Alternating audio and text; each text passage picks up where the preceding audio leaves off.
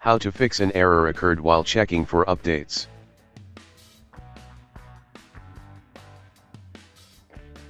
First, open Services.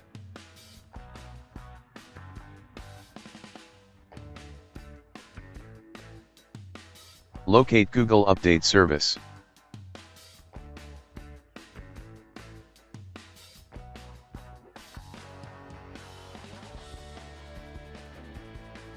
In Startup type, select Manual. Click on Start. Press Apply and then OK.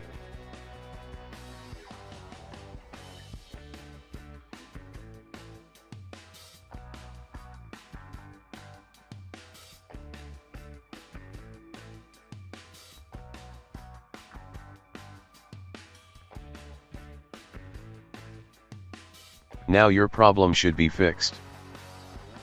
Thanks for watching.